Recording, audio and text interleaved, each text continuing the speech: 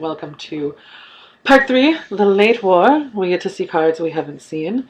We'll get to see some of those mid-war cards again. Just a quick recap of where we stand. The Soviets have 2 points. We're at DEFCON 2, we'll be at DEFCON 3. I have almost completed the space race. I just have to do this last one. We have 3 more turns. And we'll see what happens. We get our late war cards. Yay. The Soviets still have to show me their headline card. Which is very useful. Oh dear. These are some good Soviet cards. Okay, so we know about Missile Envy, Glass Nest. Soviets get 2 victory points, improved DEFCON 1 level. If the Reformer is in effect, then the Soviets may place influence or temporary alignments as if they had played a 4-ops card. That one's getting space raced. I can tell you that right now. They're headlining Asia Scoring, which will get them 5 points. Let's see if there's anything we can do. There is. I'm going to play the Voice of America. So, anyway, decolonization lets the Soviets, we know this card, it's an early war card. Early war card. This is a late war card. Remove all United States influence in Lebanon, plus remove 2 additional U.S. influence from anywhere in the Middle East. That is harsh. Terrorism works for either side. The opponent must randomly discard 1 card. If played by the Soviets, an Iranian hostage crisis is in effect. The Americans must randomly discard 2 cards. It's not great. South America scoring looks pretty good for me. Voice of America. I love the Voice of America. Let's remove 4 influence from non-European countries. Watch out, Asia. And Portuguese Empire crumbles. Let's the Soviets add 2 influence in both Southeast African states and Angola. So I'm going to be headlining Voice of America. So we'll remove 1 here, 1 here, 1 here, and let's return to the score. Very, very nice. I can't take away their presence. Sounds very dramatic. I can't take away their presence. So we'll do that. Which gets me 5 points, which is wonderful. And shuttle diplomacy goes away now. I should have forgot about shuttle diplomacy. I should have left one of their battleground countries intact. Okay. So, what are we going to do? We are going to space race Glass Nest. We are going to... So the problem with being so advanced in the space race is that you can't get rid of your low value opponent cards. Alright, so this improves DEFCON and lets them conduct operations as if they played a 4-op card. Where are they going to? Trying to coup in Venezuela. It was a little baby success. I still have presence over there, which is nice. I'm going to want to shore that up, I think. Okay, let's play Missile Envy, which will give me their highest value card. And if it's my event or applicable to both, it occurs immediately. If it's their event, I get to use the operations value. And then they have to use this card next action turn. Let's see what they give me. North Sea Oil. So OPEC is no longer playable. Hey, come back. Come back, North Sea Oil. Where is it? In the discard? They're removed. And I can play 8 cards this turn. Ooh, that's not as great as it could be. Ooh, I am not super pleased about that. Alright, I need to get some military ops points. So they have 2 points so they can do another realignment. If they feel so inclined. I'm gonna coup. No! 8-4. Daggum. That's not great. Alright. Let's use this to coup in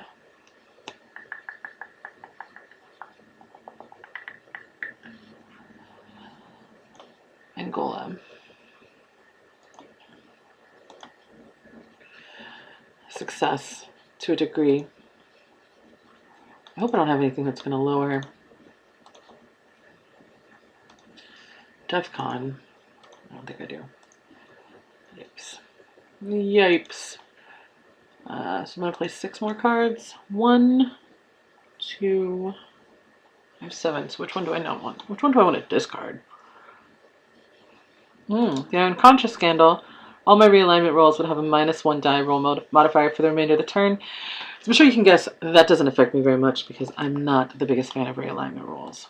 Where did they put that influence, though? 1 in Egypt. How dare they? I have a lot of Soviet events. That's pretty upsetting. Okay, we're gonna use terrorism to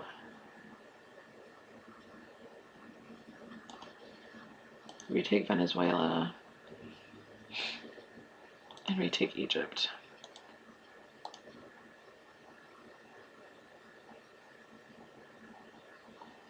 It's a welcome sight. Seeing that score towards my side.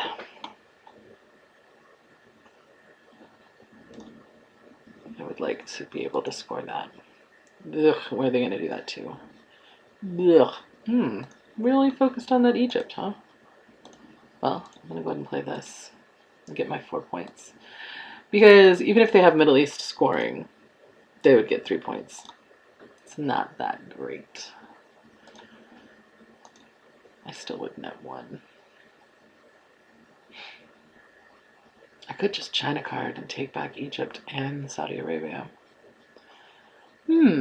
So, I get to add 2 U.S. influence in Central America and or South America. So, we will put 1 there. And we'll put 1 there. Why not? Why not? And then we'll see, excuse me, where they're going to go.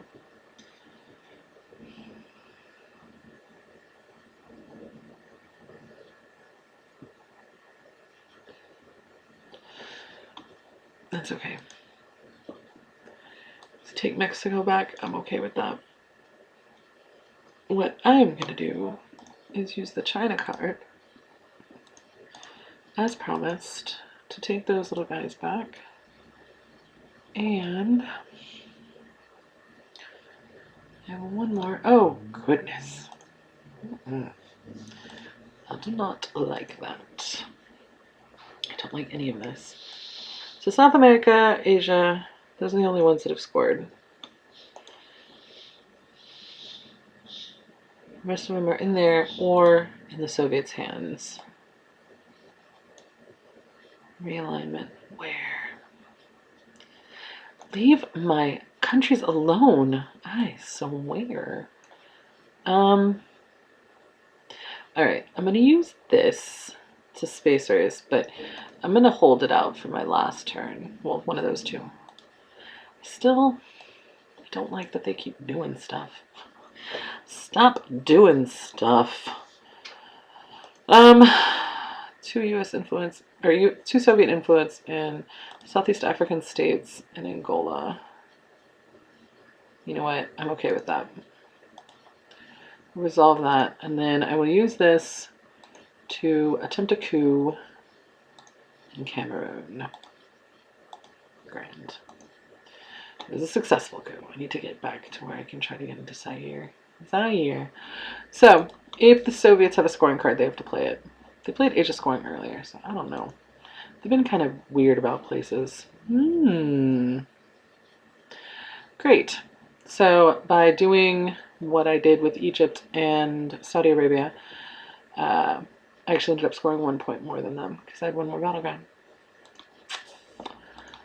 My. Alright, so now I have 2 action rounds. I can do whatever I want, so let's go ahead and space race this. Failure. That's okay. And 1 of these 2. Remove all U.S. influence in Lebanon, plus remove... Oh. Well, okay. But here's the thing. Middle East scoring just happened.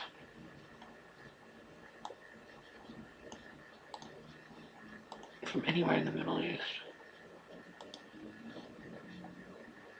Okay, let's resolve the event.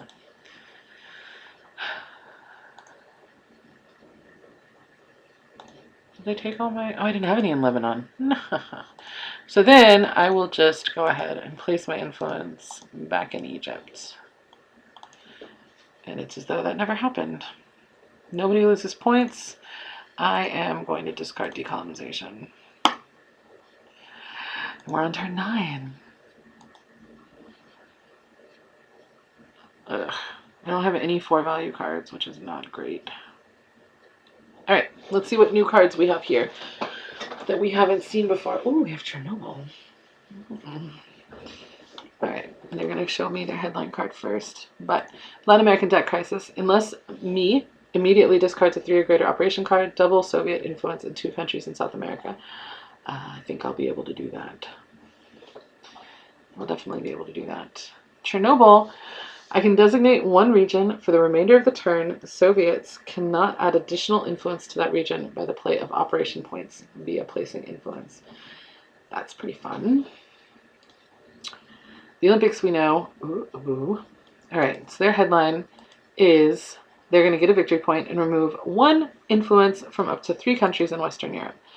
Blech. So if I play the Iron Lady, I get a victory point. And I get...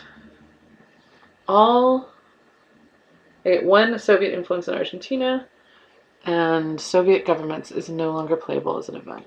Is that one in the discard? Did I just get rid of that one? No. That would have been horrible. So it's still out there. They might have it.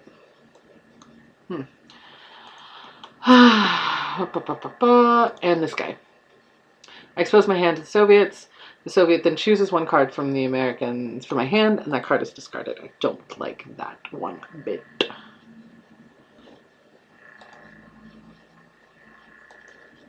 So I have 9 cards. And...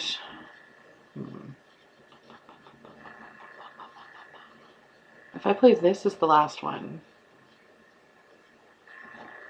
get rid of that. If I play this, get rid of that, then I can play this when I have no more cards in my hand. Good. So it'll be turn 7. Turn 6. We'll just say arbitrarily 5, 4, 3, 2, 1. One of these can be a headline. Central America, scoring hasn't happened yet. Camp David Accords gives me a victory point and 1 influence in Israel, Jordan, and Egypt. Not the coolest thing I've ever seen. What's going on in Argentina? I'm pretty good in Argentina. Alright, we'll play this one then. So they get a point, and they get to take away influence of mine in 3 Western European countries. Buh. And I get a victory point, and I get all that influence. So, let's see. What am I going to want to do now? Stop influence in... where are they brush warring? In Thailand, and they failed. Remember, they need to get a 3, 4, 5, or 6. But they do get 3 military ops. Okay, well, let's do... If I play this as an event, I can set the DEFCON to any level I want, and it counts as 5 military operations, so I wouldn't even have to worry about that. And I could set DEFCON at 2.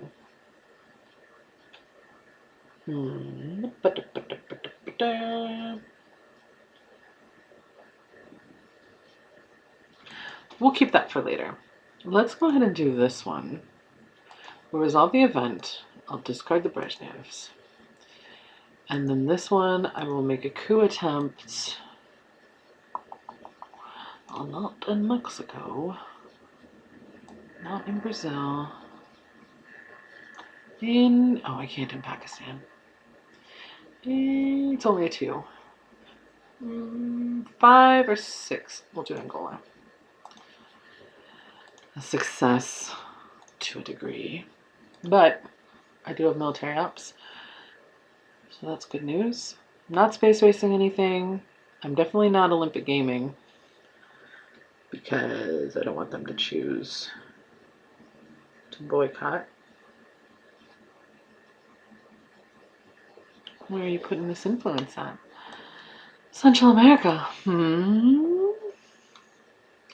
Alright, let's resolve the event for Fidel. And then we will do realignment rolls in Cuba with those 2 points. Yay! Alright, cleared them out. And let's do Mexico. Hey! Those were 2 very successful realignment rolls.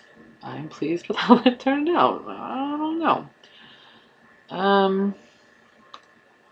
Let's see.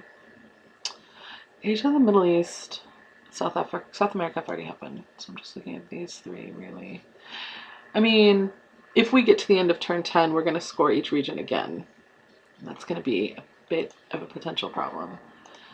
So let's do this to place influence.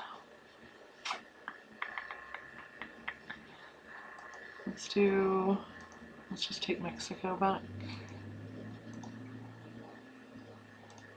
Asia's a wash. Middle East goes to me. South America goes to me. Central America is going to come to me. Europe, a little bit to me. What are you, UN intervening? Oh, that would have been alright. Alright, let's do... Sunday. Discards a card from my hand.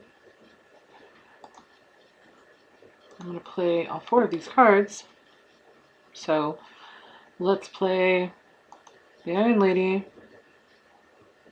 Not yet. Okay, we'll do influence.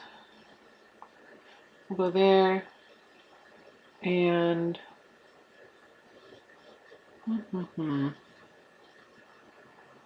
Africa's such a mess, Zaire.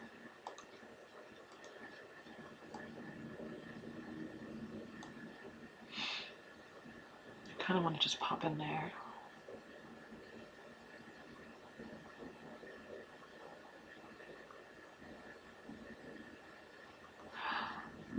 Africa scoring can still happen. Let's not forget about that. Okay. Well, let's do the Iron Lady. I love both of them. Alright, we'll just do this for influence. Such a waste of Chernobyl. Do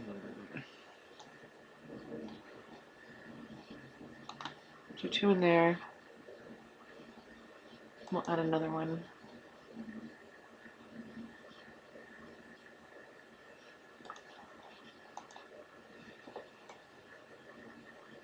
Just make it real hard for them to play Africa scoring. If they have it, it's going to have to be one of those 2. And that one's fine. That one's fine. So basically, I'll just see wherever they go. So coups in battleground countries don't affect the DEF contract for me, which is fun. They don't seem that concerned about anything. Okay, we'll play her as the event. Gets me a victory point at least. Takes away Argentina from them. Yeah. Alright, what are you doing? Central America scoring. I'm going to get a point. Cool, cool, cool.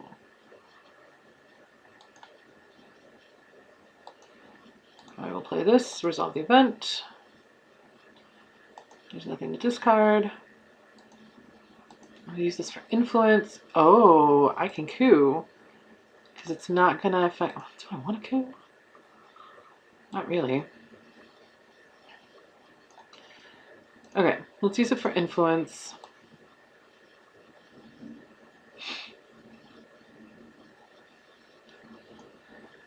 Let's do Canada. Take France away. Alright, and I don't have any cards to discard. So, last turn. Nuclear slips go away.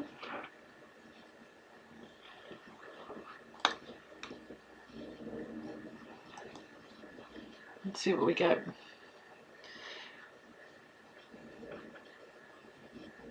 Okay. Let's look at what we have here.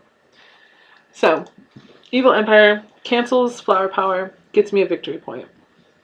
I'm a big fan of that. Even though I don't have any wars. Oh, I got some good cards here. Alright. Solidarity lets me add 3 influence in Poland. They're headlining the Korean War. Okay. War Games. If DEFCON is at 2, I can end the game after giving opponents 6 victory points. Ooh.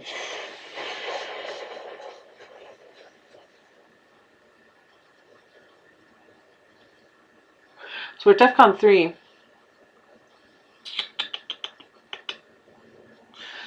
We'll see. I'm going to keep that. That can be useful. Soviets shoot down this guy. Degrades DEFCON 1 level. I get 2 victory points. If South Korea is US controlled, then the US may place influence or attempt realignments as if they played a 4-out card. It is not US controlled. But that'll put it down to DEFCON 2. And I'd be able to play War Games. Tear down this wall. Adds 3 influence in East Germany. Then can make a free coup attempt or realignment roll in Europe using that value of 3. Huh.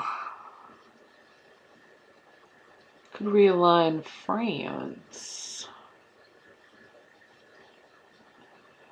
Could realign Poland.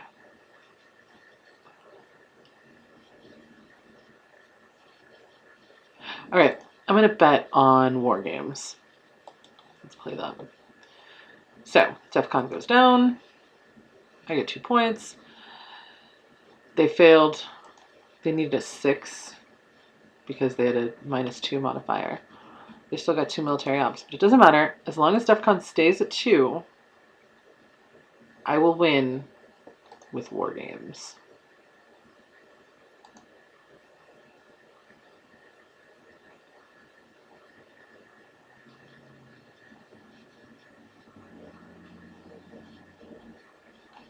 Doesn't even matter. So, let's play War Games, which will end the game. It'll give the Soviets 6 points, but I will still have more. Let's end the game. The game was ended by War Games. I always forget about War Games as a end condition for the game. So I'm glad that I got to do that. And you can see how many different ways there are for this game to end. And look, we made it all the way through. We got to see most of the cards in all of the decks. I'm excited about that.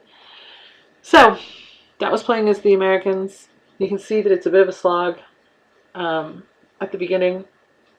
It's a lot of defense at the beginning. And you can see that the cards just get amazing in late war. If you can make it that far, you got a good chance. So that's it. That's for a bit going to conclude my series on Twilight Struggle, since I was able to accomplish my goal of making it to mid-war, and I even made it to late war. And I'm going to be deciding what game I'll do next. And then I will start posting those. I hope you have a nice day.